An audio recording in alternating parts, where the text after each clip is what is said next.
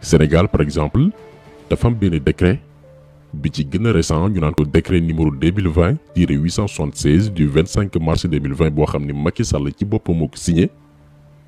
li décret boobu wax ci article 2 mooy lépp lu jëm ci wàllum jënd ngànnaay fii ci Sénégal ñetti ministères yi ñoo koy sëkk. benn ministère bi ñu dénk wàllum armée, ñaar ministère de l'intérieur ki ñu dénk biir réew mi, ak ministère des finances et du budget, ministère bi nga xam ni bu ñu waxaalee ay ngànnaay ba lépp jaar yoon muy génnee ci xaalisu Sénégal daal di fay.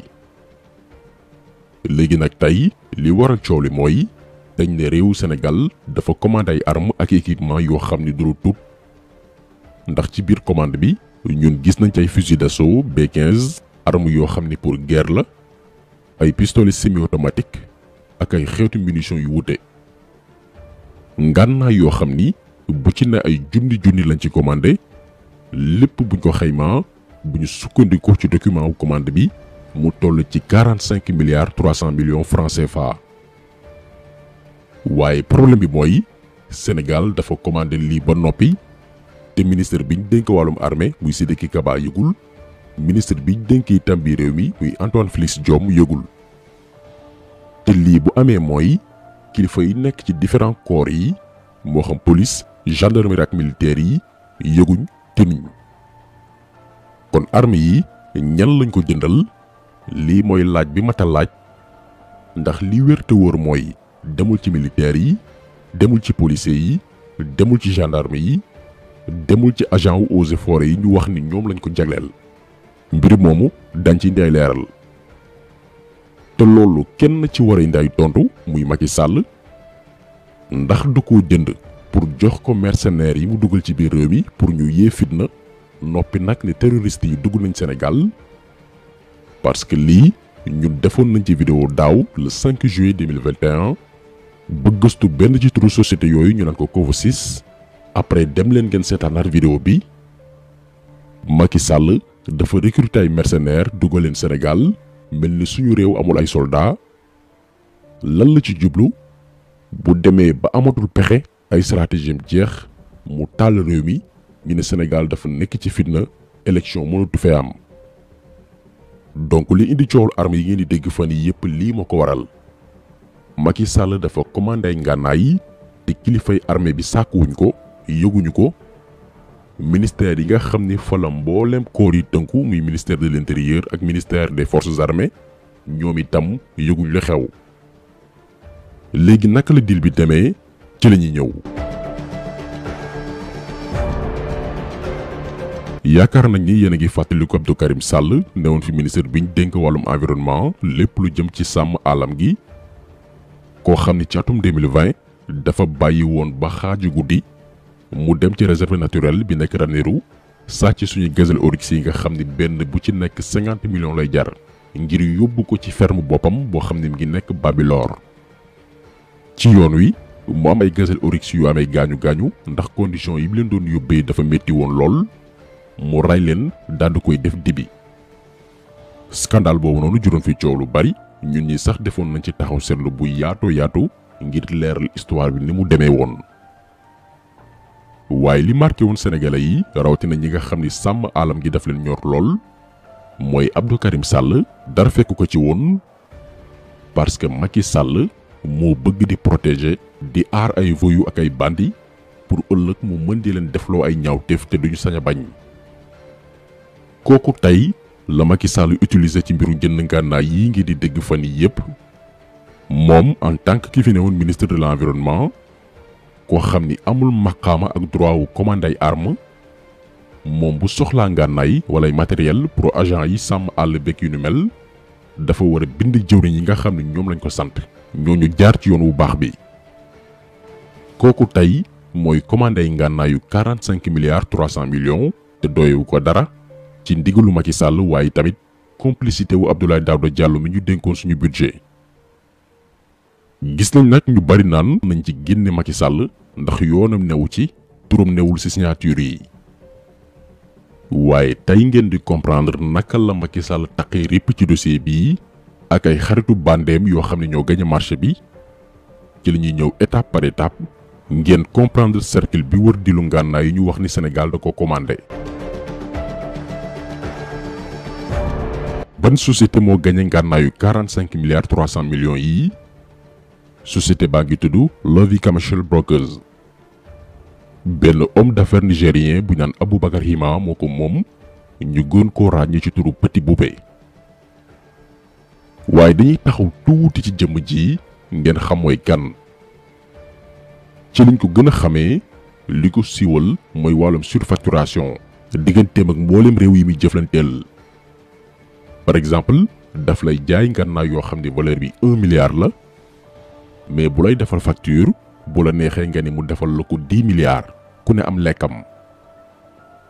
ci atum 2020 ay enquête jàpp na ko ci réew ba mu bàyyeekoo muy Niger ci xaalis bu toll ci 240 millions de dollars, lupp 156 milliards de francs CFA. boo demee aussi réew bu ci mel ni Nigéria jamono gi ñuy wax ak yéen moom la ñuy rëbb ñi ngi koy wër ndax foofe itam dafa def ay njuuj njaaj ñeel wàllum jënd ngànnaay ba recevoir fa ay centaines de milliards. waaye yemul ci loolu ba tey moment bi ñuy wax ak yéen moom Aboubacar Hima réew yi ci mel ni États-Unis ak Afrique du Sud dañoo saisir ay moomeelam teg ci loxo gannaaw ba ñu xamee ni waa ji dafa yëngul lool ci wàllum corruption internationale. te histoire yi ñu leen di limal moo jiitu duggam fii ci Sénégal. maanaam bi ko Macky Sall di engagé xamoon na ni waa ji njublankat la, réew yu bare ngi ci ay tànkam. ba tax na bi ko Macky Sall di dugal Sénégal pour turam bañ a feeñ ci contrat bi, Aboubacar Hima dafa tabb beneen homme d'affaires bu ñu naan David Benzaken. kan mooy David Benzaken?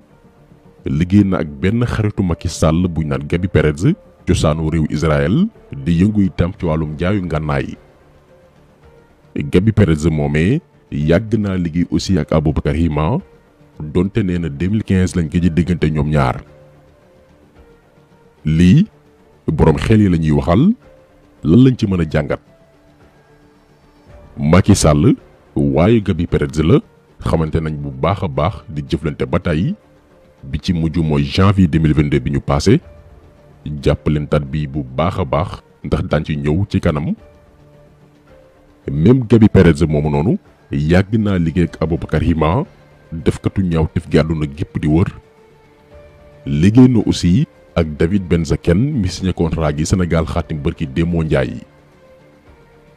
maanaam bu ngeen seetloo benn chaîne la, benn groupe la boo xam ne miinante nañ xamante nañ seen biir.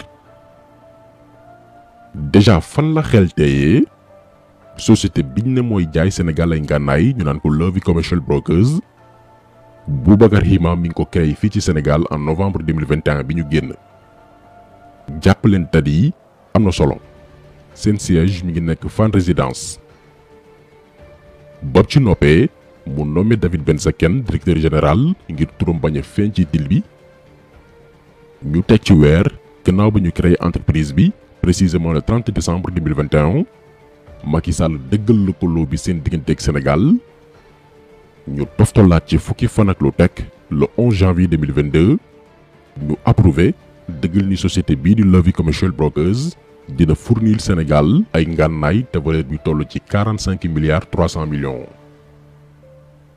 gannaaw ba ñu xaatimee contrat bi ba noppi ñaari fan lañ ci tegaat le 13 janvier 2022 ñu xibaar ñu ne Gabi Perez ci boppam engagé wu na ngir lebal Sénégal 300 millions d'euros, lupp 194 milliards de francs CFA ngir mu mën cee jënd ay ngànnaay yi. xel du jariñ lu dul xalaat lii ku ne ci yéen la ñuy bàyyi mu interpréter ko boppam. beneen mbir bu sénégalais yi war a xamaat mooy ba ñu réaliser deal bi dañ ne société bi gagné marché bi am na juróom benn weer ngir livrer Sénégal armes yi ak yeneen équipement yi. maanaam ci mois de juin 2022 bi ñuy weesu ñeent ba juróomi weer ci ginnaaw la livraison bi waroon tàmbali. mais ba moment bi ñuy wax ak yéen kenn amagul trasu ngànnaay yi ñu wax ne commandé nañ ko, kenn xamul fan la jaar. liñ ci nag mën a tënk benn mooy dossier corruption bu rëy a rëy la. bu doon yeneen réew président bi dañ koy wàcce jour bi mbir yi éclaté. ndax Macky Sall dafay bàyyi ñëpp bàyyi société yi nga xam ne ñooy defar ay armes dem tànn benn waay boo xam ni bu la jaayee ngànnaay 1 milliard mën na laa defal facture 10 milliards ba pare nag Macky def ko ba noppi di ñu làqatu ñun sénégalais yi. benn responsable police gendarmerie wala armée yëgul ni Sénégal commandé nay ngànnaay ministère yi ko waroon commandé muy intérieur ak forces armées dañ leen aussi nëbbatu. ñaareel bi mooy armée yi ñëpp xam nañ ni dañ koo commandé pour mu bañ a jaar ci loxoy suñuy soldats ak i takk der maanaam am na ci yeneen loxo yu mu war a tàbbi ay forces obscures ay mercenaires ay forces spéciales yoo xam ni Macky Sall moo ko créé pour installer benn situation de chaos ci suñu réew ak li ko wër ñun lii la ñu gëm parce que li garaaw ci dossier bi mooy Macky Sall daf ñoo exposé dafa mettre Sénégal ci benn position de danger boo xam ni ëllëg lu ne mën naa xew waxuñu Sénégal rek yam ci mais ba ci Mali bi ñu dendal bu déggee ne Macky Sall jaamu France dafa commandé ngànnaay yoo xam ne jaarul ci armée bu Sénégal ñoom daañu jël seen matukaay ci ndimbalu waa Russie pour préparer contre-attaquer ndax Alassane Ouattara beneen surgawu France moo ko njëkkoon jéem mu échoué ba ñu teg loxo yenn ci ay élément am léegi mën nañoo jàpp ni prochain danger bi mën naa bàyyeekoo Sénégal gannaaw ay pexe Macky Sall maanaam Macky comme ni ñu yàgg di ko waxee mooy ennemi public numéro 1 bu Sénégal baaxul ci réew baaxul ci àll du ànd ku baax du lëkkaloog ñu baax bëggul nit ku baax itam subaak ngoon mi ngi dox ci lu mën a daal Sénégal di suuxat luy mën a yee fitna ci réew mi kon xeex jëm ji ci jaamu yàlla la bokk. donc tax solo bi tey loolu la woon ñu ngi leen di gërëm leen di jaajëfal di leen di daje incha allah beneen yoon ci beneen jàngat jaa ngeen jëf.